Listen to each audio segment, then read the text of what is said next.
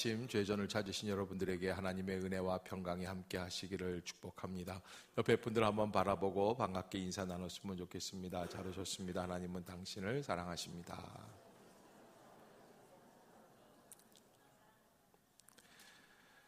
어느 책을 읽다가 보니까 이런 유머 아닌 유머가 나오는데 작가가 뭐라 그러냐면 개하고 남자의 공통점을 아냐고 얘기를 하더라고요.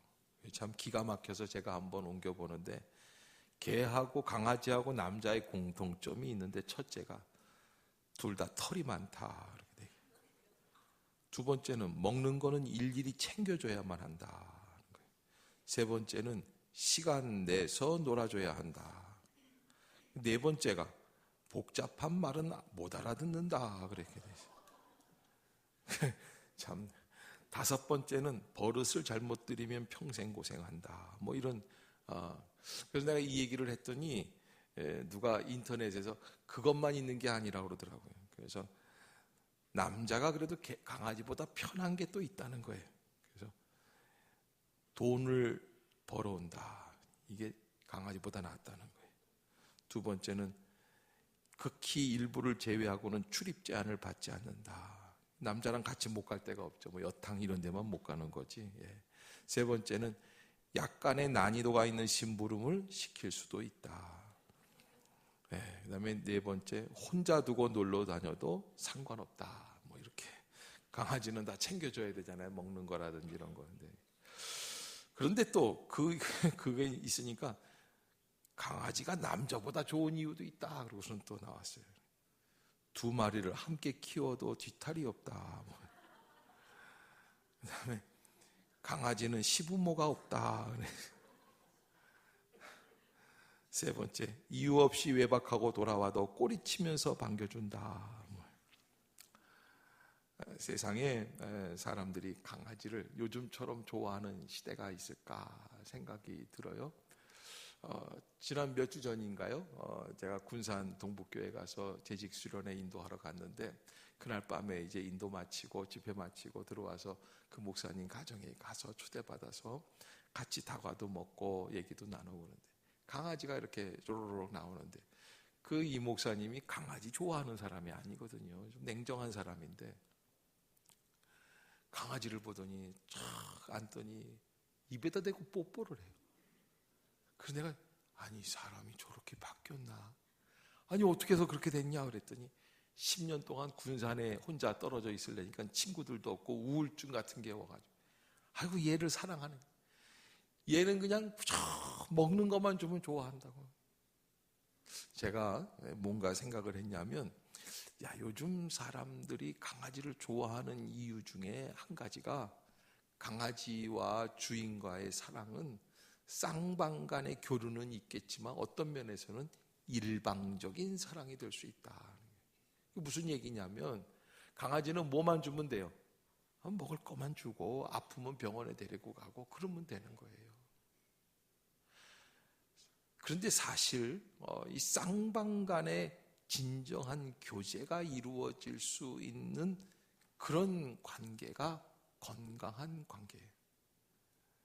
어떤 분들은 그 집 강아지도 그랬는데 벌써 병원에 가는데 저희 집도 강아지를 한번 키워봤을 때 그런 일이 있었어요. 강아지 데리고 병원 가니까 의사 선생님이 그러더라고요. 10몇만 원 받으면서 이렇게 얘기를 해요. 강아지는 의료보험이 없습니다. 목사님.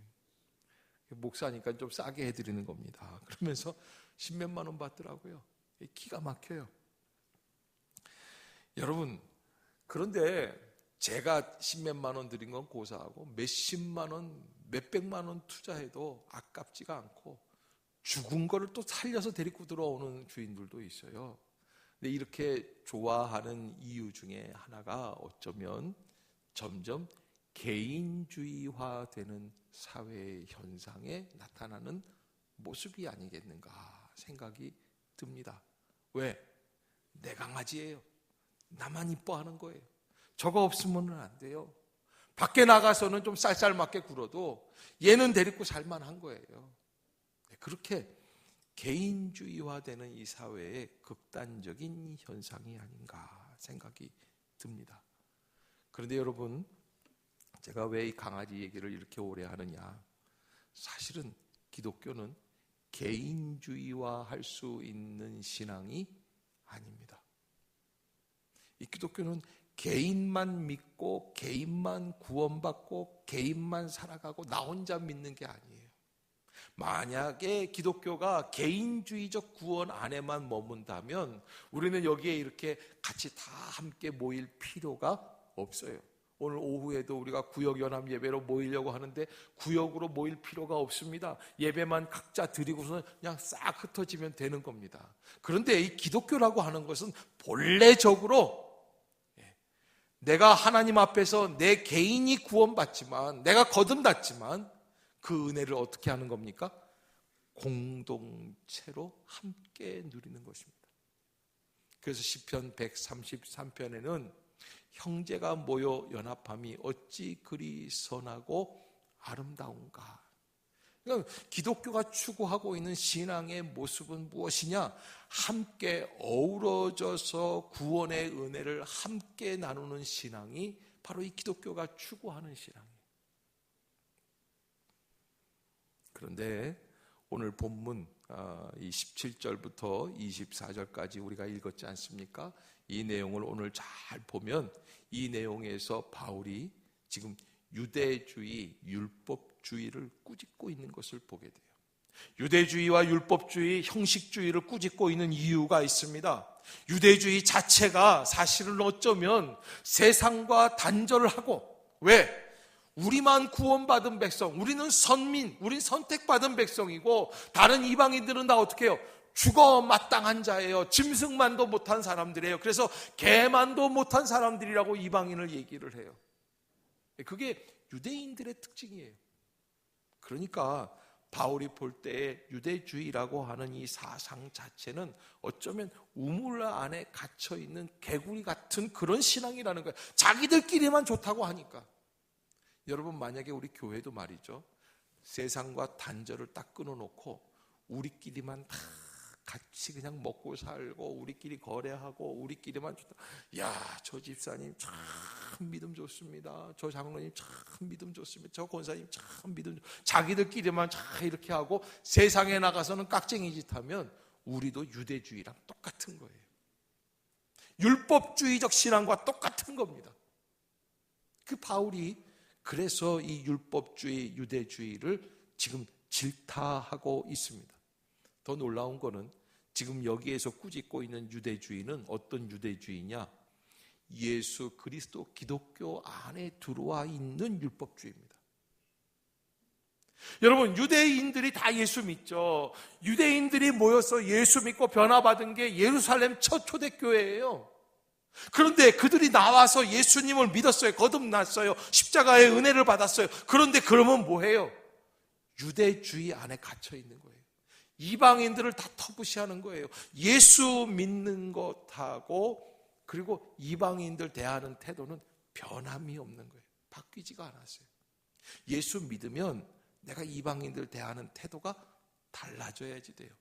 사람들 대하는 태도가 달라져야 돼요. 신앙 안에 들어가는 태도가 달라져야지 돼요. 바라보는 해석이 달라져야지 돼요.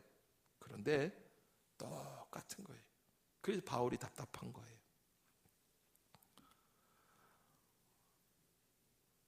미국 북부에 살던 한 흑인이 남부로 출장을 갔습니다.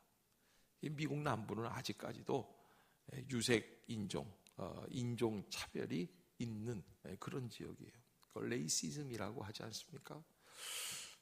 이 흑인이 주일날이 됐으니까 흑인들이 또 믿음이 좋은 사람들이 많거든요. 그러니까 주일날이니까 당연히 예배드리러 교회를 방문을 하는데 교회마다 노크를 하고 문 열어달라고 그러니까 이게 남북 교회들은 어떤 특징이 있냐면은 요쪽 문 앞에 이렇게 쪽문 조그만 게 하나 있어요. 그래서 싹 열고 여기 흑인인 걸 보고서는 안 됩니다. 우리는 여기 이제 이 백인만 유색 인종은 못 들어옵니다.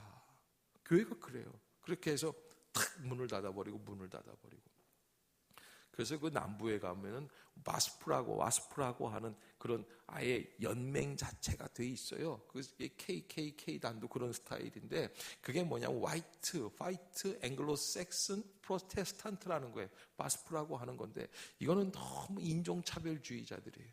이 흑인이 말이죠. 다니면서 한 군데, 두 군데, 5군데를 교회를 돌아다니다가 못 들어갔어요. 그리고서는 문 앞에서 앉아서 우는 거예요. 왜? 자기 신세가 처량하거든요. 이거 가서 예배 드리고 싶은데 자기를 안 받아주니까 예배를 못 드리니까 한참 울고 있는데 옆에서 누가 자기를 위로하고 있어요. 이렇게 보니까 야 울지 마 괜찮아. 이렇게 보니까 예수님이에요.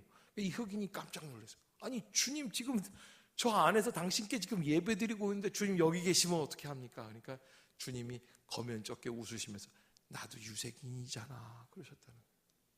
나도 유색인이잖아. 그러니까 여러분 저 안에서 예배 드리는 사람들은 지금 어떤 예배를 드리는 겁니까? 예수님 쫓아낸 예배를 드리고 있는 거예요. 지금 율법주의자들한테 유대주의자들한테 말하고 있는 바울의 말씀이 바로 그런 말씀입니다. 너희들 어떻게 예수 그리스도를 믿으면서도 아직까지도 그 율법의 바탕에서 벗어나지를 못하고 형식적으로 자기의 의만 쌓아나가려고 하는 잘못된 삐뚤어진 생각 속에 있느냐 말이죠. 오늘 아침에 새벽에 큐티하는데 요한복음 9장에 있는 말씀인데 예수님이 바디메오 날 때부터 소경되었던 바디메오를 고쳐주시지 않습니까? 참 놀라운 일이에요. 예수님이요 진흙을 침에 이겨가지고서는 이 눈에다가 발라주고 실로암 못에 가서 씻고 와라 그랬는데 실로암 못에 가서 씻으니까 감쪽같이 나은 거예요. 치료받은 거예요. 그래서 기쁨으로 왔어요. 그런데요 참 이상한 게요 유대인들이 와가지고 그 사람을 불러요. 그러더니 뭐라고 그러냐면 주님이 너를 고쳐주셨는데 왜 하필이면 안식일날 고쳐주셨냐 이걸 물어봐요. 하필이면 안식일이에요. 여러분 지금 안식일이 중요합니까? 이 사람은 날 때부터 소경되었던 사람이에요. 이 사람이 지금 거듭났어요. 눈이 열렸어요. 다시 보기 시작한 거예요. 지금 좋은 것은 안 바라봐요. 무엇만 바라봅니까? 자기들이 꼬투리 잡을 것만 바라보는 거예요. 그게 율법주의예요. 여러분 바울은 율법주의를 뭐라고 이야기를 하느냐? 여러분 이 율법주의를 이렇게 얘기합니다. 17절부터 19절까지 한번 볼까요? 17절부터 19절 시작. 유대인이라 불리는 내가 율법을 의지하여 하나님을 자랑하며 율법의 교훈을 받아 하나님의 뜻을 알고 지극히 선한 것을 분간하며 맹인의 길을 인도하는 자요 어둠에 있는 자의 빛이요. 여러분 이거 오늘 17절, 18절, 19절을 보면은 바울이 율법주의를 참 좋게 평가하는구나 이렇게 생각할 수 있습니다.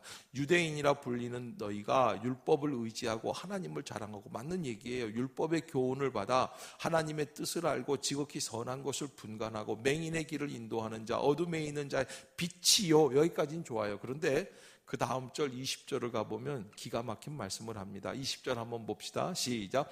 율법에 있는 지식과 진리의 모본을 가진 자로서 어리석은 자의 교사여 어린아이의 선생이라고 어떻게 믿습니까? 스스로 자기를 그렇게 평가하는 거예요. 나 어떤 사람이냐? 율법에 있는 지식과 진리의 모본을 가진 자야. 어리석은 자의 교사야. 어린아이의 선생이야. 스스로 믿는다. 이건 다른 말로 표현하면 자기의 의를 드러내는 거예요. 그래서 신앙생활하는 거, 주일날 교회 나오는 것도 나의 의를 쌓기 위한, 내가 몇십 년째 이 교회 다니는 거예요. 내가 몇 년째 예수를 믿는데, 저도 그런 사람 중에 일부였는데 그저 예전에 잘 알지 못할 때는 뭘 자랑하냐면 저희 3대째 장로 집안입니다. 지나고 보니까 그거 아무것도 아닌데 그걸 왜 그렇게 자랑했는지. 3대째 장로. 여러분 3대째인지 4대째인지 그게 중요한 겁니까? 정말로 중요한 건 뭡니까?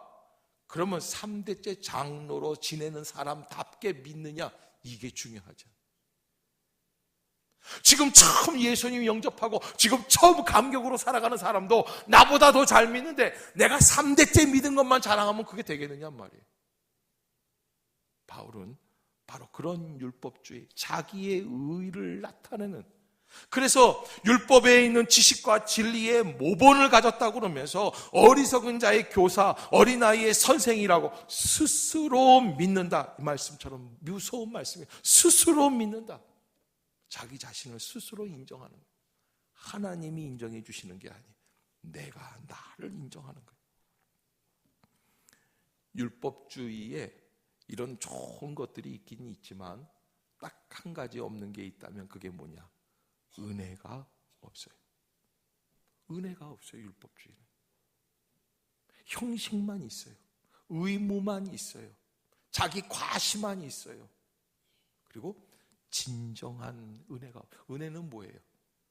받을 수 없는 사람, 자격 없는 사람이 내가 은혜를 받았다라는 거예요. 할렐루야. 그게 은혜예요.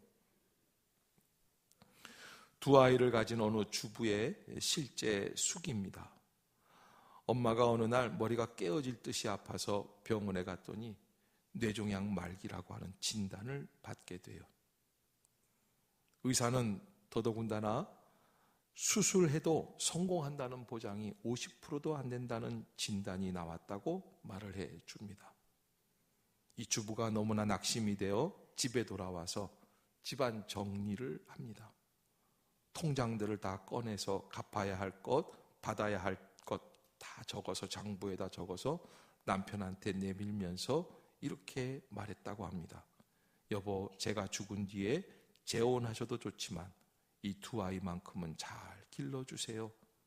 울음을 터뜨리고 맙니다. 제일 많이 울었던 것은 옷장을 정리할 때였다고 합니다. 봄옷, 여름옷에 나프탈린을 넣고 겨울옷을 꺼내면서 한없이 울었습니다. 왜? 그 옷을 다시 입을 수 있을지가 의문이거든요. 마침내 수술실에 들어가는 날이 와서 남편의 손을 잡고 말이 없으니까 이런 얘기를 했대요. 다시 나올 수도 없으니까 여보, 지금까지 내가 미안해요. 그러니까 무뚝뚝하게 이루 말할 수 없는 남편이 그 자리에 펄썩 주저앉아 통곡하더랍니다.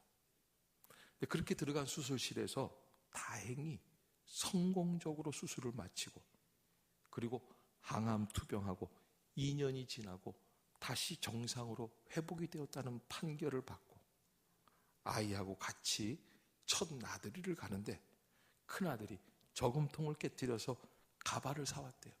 엄마, 이거 쓰고 가자. 둘째가 모자를 사왔대요. 그리고 집안 문을 나서는데 그 감격이 이루 말할 수가 없고, 이 병원에 갈 때 문과 이 나들이를 애들 데리고 나가는데 손끝이 떨리더라는 거예요. 그 주부가 이렇게 글을 맺고 있습니다. 나는 지금 짜증낼 시간이 없다. 오늘 아이들이 학교에서 돌아오면 무슨 반찬을 해줄까? 남편한테는 어떤 장난말을 할까? 온통 행복할 궁리를 해도 부족한 시간이다. 여러분, 이 주부가 아이들 둘 다 아들 둘만 있는 집은 참 쉽지 않아요. 제가 아들 셋 있는 집도 가봤더니요, 셋 있는 셋째 아이가 목사님 왔으니까 자기가 피아노를 치면서 기특해가지고 한번 쳐봐라 그랬더니 뚜껑을 열더니 그 위로 펄쩍 뛰어 올라가더니 발로 치더라고요. 그러더니 위에서부터 쫙 하고선 뛰어 내려오는 거야. 그리고 다쳤다고 그러더라고요. 그러니 내가 보니까 그 엄마가 무슨 군대 훈육주인 같아요.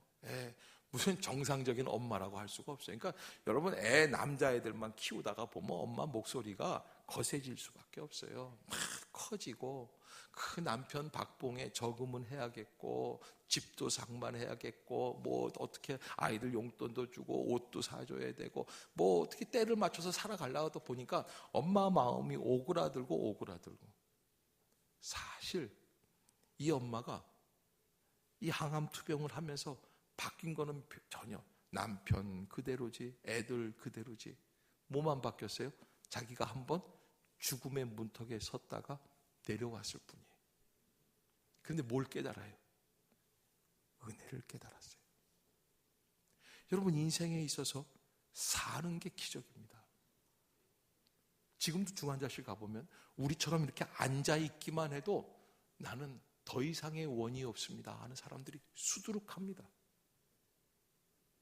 여러분 저기 그 강변북로를 가다 보면 어제 일어난 교통사고 해가지고 사망 몇 명, 부상자 몇 명, 이거 숫자판으로 나와요. 그 중에 우리가 한 사람일 수도 있어요. 그러나 하나님이 우리를 이 아침에도 다시 불러주세요. 오늘도 해가 뜹니다. 오늘도 우리가 우리의 코로 호흡을 하고 있습니다. 우리의 살 길이 열립니다. 이게 은혜입니다. 이거 깨닫는 것이 감격입니다. 이때 은혜가 있어야 이게 생명이 있어야 이게 진정한 신앙이고 하나님을 인정할 수 있는 구원받은 자다운 삶이라고 할 수 있는 거예요. 그런데 은혜를 잊어버리면 김 집사 왔나? 박 집사 왔나? 아이고 시험 들었군. 뭐 어떻게 됐어? 저렇게 됐어? 하려면 똑바로 해야지. 남의 허물이 보이기 시작하고 남의 상처가 보이기 시작하고 손가락질하게 되고 목사가 감기 걸렸다 그러면 아이고 목사님 또 요즘 새벽기도 안 나오더니 하나님이 치시는구나. 저는 그래서 안 빠집니다. 그런 말 들을까 봐. 여러분 뭐 조금만 하면은 그래 다 모든 게 자기 의 속에 갇혀 있는 거예요. 자기의 관점 속에 갇혀 있는 거예요. 그거를 바울은 스스로 믿는다 그랬어요. 여기 스스로 믿는다라는 게 얼마나 우스운 얘기냐면 여러분이 바울이 사실은 예수님 만나기 전에 스스로 자기 스스로 믿었던 사람이에요. 뭐예요? 여러분 예수님은 부활하셨습니다. 할렐루야. 예수님 살아 계세요. 예수님이 역사하고 계시는 분이에요. 그런데 바울은 어떻게 믿었냐면 예수 죽었어. 왜 죽은 자를 자꾸 살았다고 믿고 있어? 없어졌는데, 이 땅에서 없어졌는데, 십자가에 못 박혀 죽었는데 왜 자꾸 살아있다고 그러느냐? 이게 어리석은 거예요. 그래서 스데반을 돌로 쳐 죽이는데 앞장쓴 거예요. 자기가 괴수 역할을 한 거예요. 그리고 다메섹에 가가지고 예수 믿는 사람들을 체포하기 위해 간 거예요. 아니 저것들 미련한 것들이지, 어리석은 것들이지, 왜 저러고 믿고 있을까? 저거 잘못된 건데, 아닌데, 죽었는데. 그런데요, 죽은 줄로만 알고 다메섹을 향해 가는데 그 죽은 줄 알았던 그 예수님이 살아서 그를 만나주시는 줄로 믿습니다. 할렐루야. 그게 예수님과의 만남입니다. 여러분 우리가 이 자리에서 예배 드리는 것도 바로 그 한 가지밖에 없는 줄로 믿습니다. 그것 때문에 우리가 예배하는 겁니다. 그것 때문에 하나님을 찬양하는 것입니다. 그것 때문에 우리가 구원받은 자로 살아가게 되는 것입니다. 스스로 믿는다는 것만큼 자기의 의, 자기의 판단 능력, 자기의 관심사, 자기의 생각, 자기의 관점, 이거 참 안타까운 사실이라는 거죠. 그러면 이렇게 자기의 의를 드러내려고 하는 그런 사람들은 어떤 모습들도 있느냐? 21절, 22절 한번 보겠습니다. 시작. 그러면 다른 사람을 가르치는 내가 내 자신은 가르치지 아니하느냐? 도둑질하지 말라 선포하는 내가 도둑질하느냐? 간음하지 말라는 내가 간음하느냐? 우상을 가증히 여기는 내가 신전 물건을 도둑질하느냐? 여러분 아무리 유대주의고 뭐고 그래도 말이죠, 신전에 어느 다른 이방인들 신전에 갔다가 구경 갔다가 이렇게 보니까 괜찮은 돌이 있어요. 아유 요거 아깝다. 여러분 제발 어디 가가지고서는 한국 사람들 티내지 마세요. 어디 알프스에 갔더니 누가 그러더라고요. 죄다 뭐 말자야 잘 있어라, 뭐 순자야 나는 간다 뭐 해가지고 한글로 그것도 다 웬만하면 일본말로 써놓든지 그럴 때는 그냥 한글로 다 써놔가지고서는 거예요. 하면 한국 사람만 다 거기다 벽에다가 바위에다가 다 낙서해놓고 그것도 매직으로 그냥 다 써놔가지고 지워지지도 않고 그러고 다닌다는 거예요. 그리고 제발 뭘 주워오지 마세요. 목사님들도 말이죠. 그리스에 가가지고 아테네 가가지고 아테네 그 신전 하나 갔는데 절대 그 집어오면 안 되는 거예요. 거기에 이제 무슨 신전이 잊어먹었는데 그 신전에 돌들이 많아요. 그게 그 몇천 년 전 돌 아니겠어요? 그래가지고서는 목사님들 나와서 차 탔더니 다 주머니에서 돌 하나씩 꺼내는 거예요. 이야, 요거 귀한 거예요. 나중에 알고 봤더니요, 이 아테네 시에서 말이죠, 그 관광객들을 위해서 일부러 어디 채석장 가서 돌을 깔아다 놓는데요. 이렇게 매년 한 번씩 해운대 모래 채워놓는 것처럼. 그 돌이 아니야. 여러분, 그 집어오지 마세요. 왜 집어와요? 왜 집어옵니까? 여러분 얼굴 표정이 저는 안 집어봤어요 그러는 건데 왜 집어옵니까? 그건 뭔가 굉장히 힘이 있는 것 같거든요. 몇 천 년 된 건데 그리스 문화가 거의 2000년 이상, 3000년 이상, 3000년 이상 된 헬라 문화 아닙니까? 이거 굉장한 것 같거든요. 여러분, 우리가 가르치는 대로, 우리가 믿고 있는 대로 살아가야 하는데, 그런데 자기의 의를 드러내려고 하는 사람일수록 그러지 못한다는 거예요. 자기도 다 단점이 있다는 거예요. 자기를 봐야 돼요.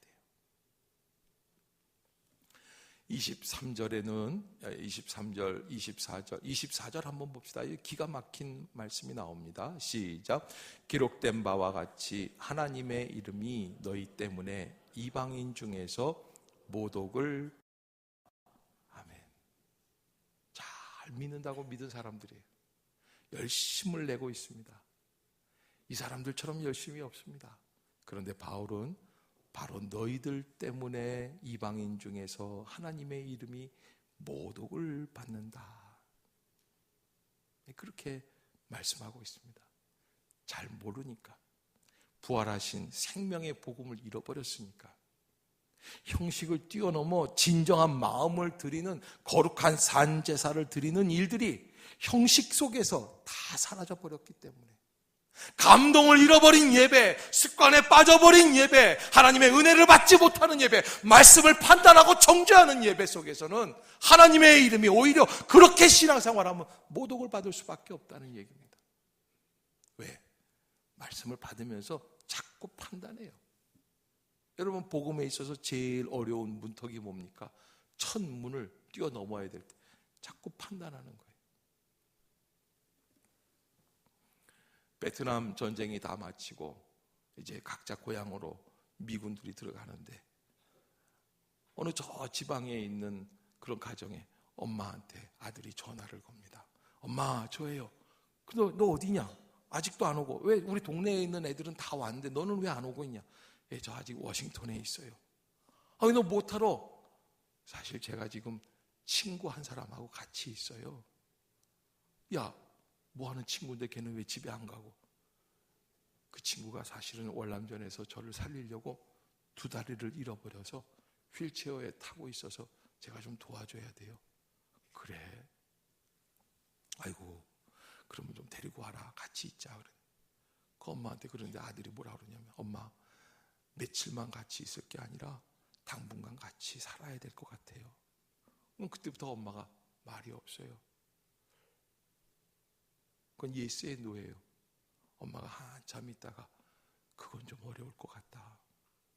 아무래도 그렇게 되면 서로 살갗을 부딪히고 살아야 되는데 서로 힘들 것 같아. 부담이 되고. 아이가 네, 알겠어요. 그리고 전화를 끊었어요. 그 다음날 국방부에서 전화가 다시 왔어요. 당신의 아들이 워싱턴 어느 호텔에서 권총으로 자살해서 죽었습니다. 다름이 아니라 걔가 두 다리를 잃어버린 거예요. 사실은 자기가 상위 용사가 돼가지고 전쟁에 나가서 자기 두 다리가 없어진 거예요. 근데 엄마한테 가야 되는데 자기의 모습을 보여주기 싫은 거예요. 혹시 엄마한테 갔을 때 내가 부담이 되지 않을까? 엄마가 이런 사람을 어떻게 생각할까? 객관적으로 시험해보고 싶었어요. 그 엄마한테 얘기를 했더니 엄마가 뭐라 그래요? 그런 아이는 며칠은 같이 살 수 있을지 모르지만 아주 오랫동안은 이건 쉽지가 않은 얘기다. 서로 부담되는 얘기다. 그때 엄마가 괜찮아, 같이 살지 뭐 그랬으면 아이가 엄마 하고 왔을 텐데.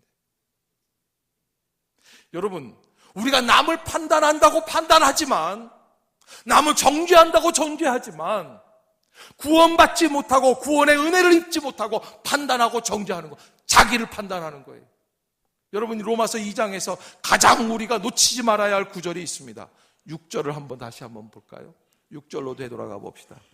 6절, 5절, 6절 한번 봅시다. 시작. 다만 내 고집과 회개하지 아니한 마음을 따라 진노의 날 곧 하나님의 의로우신 심판이 나타나는 그날에 이 말 진노를 내게 쌓는도다. 하나님께서 각 사람에게 그 행한 대로 보응하시되 아멘. 하나님이 심판의 주체가 되어야 합니다. 바울은 그렇게 한다고 말합니다. 사실은 바울 자기는 스데반을 심판을 했던 사람이에요. 돌로 쳐 죽인 거예요. 그런데 사실 알고 보니까 하나님이 심판의 주체자지, 자기가 심판해서 자기가 죽인 스데반은 죽은 게 아니에요. 그가 하늘을 열어서 바라보면서 보라, 예수께서 하늘 문을 여시고 일어나서 나의 영혼을 받으신다. 할렐루야. 그게 스데반이 죽으면서 한 얘기입니다. 그는 죽었지만 살아있는 사람입니다. 바울이 그걸 깨닫는 거예요. 내가 심판하고 내가 판단하고 내가 정죄하는 건 그건 온전한 게 아니야. 하나님이 판단하시는 거예요. 하나님이 어떻게 판단하세요? 각 사람에게 판단하십니다. 어떻게? 그 행한 대로 보응하십니다. 끝입니다. 그걸 믿고 살아가는 거예요. 우린 그걸 기다리는 사람들이에요. 그것 때문에 존재하는 겁니다. 내가 판단하면 얼마나 좋겠어요.